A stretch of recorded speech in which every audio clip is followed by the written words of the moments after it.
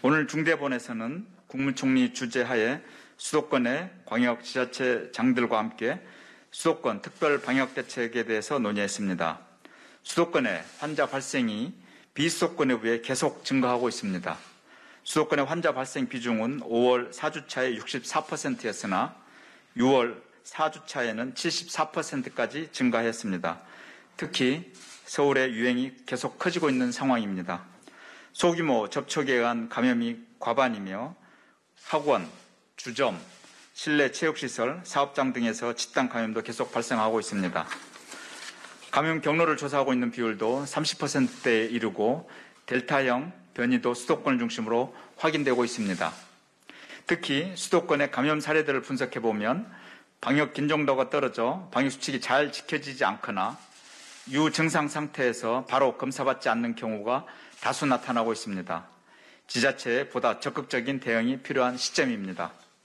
정부는 새로운 사회적 거리두기 개편을 앞두고 수도권의 방역 조치를 강화하는 방안을 논의하였습니다. 우선 중앙정부에서는 7월 1일부터 14일까지 2주간을 집중하여 수도권에 대한 특별 방역 상황을 점검할 계획입니다. 각 부처의 소관 시설별로 방역수칙 준수를 점검하고 위반 시 엄격하게 조치할 예정입니다. 또한 당분간 수도권의 자치구별로 환자 발생과 역학조사에 대한 지표를 정리하고 공개하여 자치구의 방역관리 노력을 강화할 계획입니다. 이와 함께 지자체별로 선제검사와 선별검사를 강화하고 방역 긴장감을 유지하기 위한 노력을 기울여 줄 것을 요청하였습니다. 수도권의 지자체들도 방역조치를 강화하는 내용을 중대본에 보고하였습니다. 서울특별시는 선별진료소의 운영시간을 평일 21시, 주말 18시까지로 연장합니다. 규모가 큰 집단 감염에 대해서는 현장 선별검사소를 즉각 설치하고 자치구 지원을 확대합니다. 특히 학원 밀집 지역에 찾아가는 선별진료소를 설치하고 유흥시설 종사자에 대한 의무 선제검사도 검토하고 있습니다. 7월 1일부터 청장년층이 주로 이용하는 유흥시설, 노래연습장, PC방 등 3개 업종을 집중 점검하고 벌칙을 강화할 계획입니다. 이들 업종에서 집단 감염이 발생하면 해당 자치구의 모든 시설에 대해서 진단검사 명령을 발동할 것입니다. 아울러 거리두기 개편에 따라 사람 간 접촉 증가가 예상되므로 환기와 소독의 중요성을 강조하는 서울형 환기 캠페인 등도 시행할 예정입니다. 경기도도 방역 취약업종과 위험시설에 대한 방역관리를 강화할 계획입니다. 유흥시설 종사자와 학원 강사 등에 대해 주 1회 선제검사를 권고할 것입니다. 외국인 밀집 사업장 등 고위험시설에는 자가검사 키트를 지원할 예정입니다. 인천광역시도 코로나19 확산을 억제하기 위해 노래연습장, 실내 체육시설, 유흥시설 등 7개 업종에 대한 일제 점검을 시행할 예정입니다.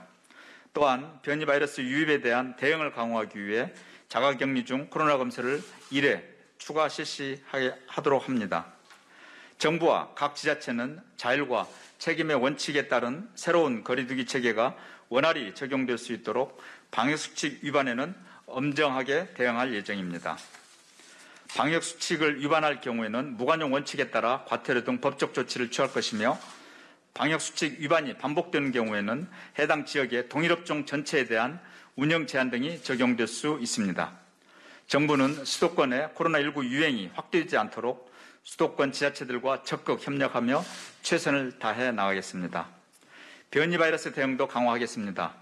정부는 코로나 바이러스의 해외 유입 방지를 위해 입국 시 3, 4회의 코로나 검사와 2주간의 격리를 원칙으로 특별 입국 절차를 시행하고 있습니다. 공적인 출장, 필수 기업 활동, 국내 예방접종자 등 타당한 사유가 있는 경우에 대해서만 예외적으로 격리를 완화하고 있습니다. 최근 일부 국가에서 델타 바이러스가 확산되고 있어 국내 유입이 우려되고 있습니다. 정부는 델타 바이러스가 유행하고 있는 지역 혹은 국가에서 입국자는 해외 예방접종자에 대한 격리 면제를 적용하지 않기로 하였습니다. 7월 2일부터 인도, 인도네시아, 파키스탄, 필리핀에서 입국하는 경우가 이에 해당됩니다. 격리 면제 제한이 남아공 등 17개국에서 21개국으로 확대되는 것입니다. 정부는 코로나19 해외 위협을 방지하기 위해 출입국자에 대한 검역을 최선을 다하겠습니다. 국민 여러분, 예방접종이 순조롭게 진행되고 있지만 오늘 또 500여 명의 만원 환자가 발생하였습니다. 상반기에 1,500만 명 이상의 국민들께서 접종에 참여해 주셨지만 아직 모든 사람의 감염을 막을 정도로 충분한 인원이 접종을 마치는 것은 아닙니다. 특히 방역에 대한 경계심이 풀어지고 있는 징후가 우리 주변에서 많이 나타나고 있습니다. 방역수칙을 위반하여 감염이 확산되는 사례가 증가하고 있는 것이 그 예입니다.